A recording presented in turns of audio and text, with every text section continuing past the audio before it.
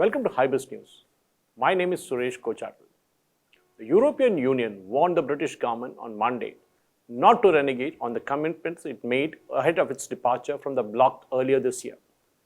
Amid growing signs that trust between the two sides is evaporating ahead of another round of post-Brexit talks in London on Tuesday, the EU said that any attempt by the British government to unilaterally ride roughshod over the divorce agreement could jeopardize the hard-won peace process on the island of Ireland, as well as the prospects of a trade deal.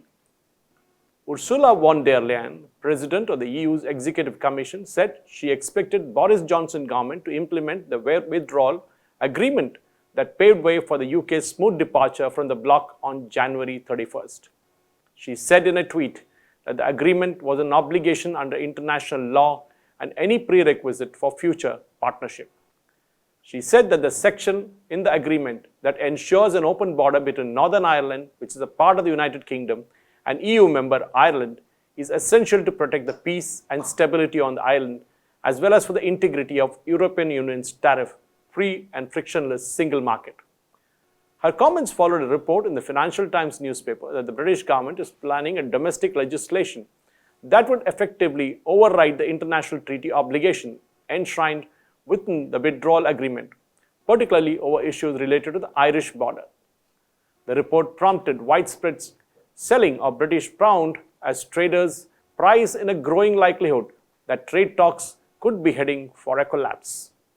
The EU's chief negotiator in the talks, Michael Barnier, also said on Monday that he will be seeking a clarification from David Frost, his counterpart in the United Kingdom, on Tuesday to better understand the government's intentions. As well as allowing for United Kingdom's smooth departure from the European Union, the divorce deal allowed for a transition period through the end of the year, during which the two sides are meant to sort out a trade agreement for the future. During this period, United Kingdom remains within the EU's economic orbit, benefiting from the frictionless and tariff-free trade. This protocol is a condition for preserving peace and for protecting the integrity of the single market, Barnier told the French radio Inter. It is also a precondition for the confidence between us because everything that has been signed in the past must be respected. Mr. Johnson is talking a tough ahead of the negotiations, he said.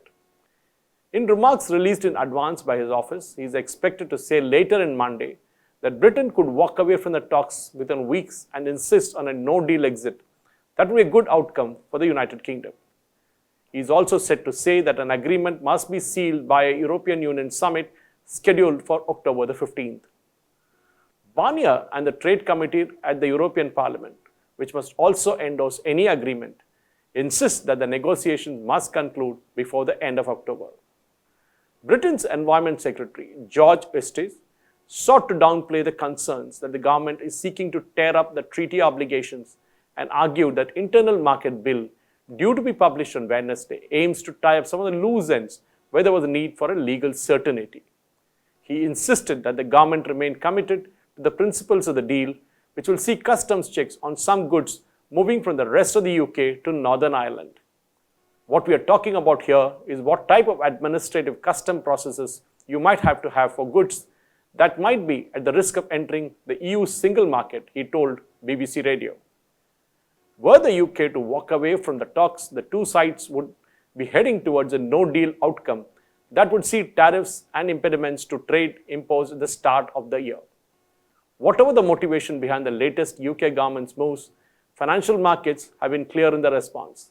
The pound is down sharply, falling 0.7% against both the euro and the dollar. Callum Pickering, senior economist at Berenberg Bank, said that the cost of the failure to agree a trade deal would fall disproportionately on the UK economy and could tip back into recession in early 2021, while temporarily slowing the EU recovery. For the United Kingdom and the European Union to find a compromises on the sticking points, both sides must work to build trust, he said. The UK's actions are doing the opposite. The trade discussions have made very little progress over the summer, with the two sides seemingly wide apart on several issues, notably business negotiations and regulations, the extent to which UK can support industries over the EU's access to British waters. Thank you for watching.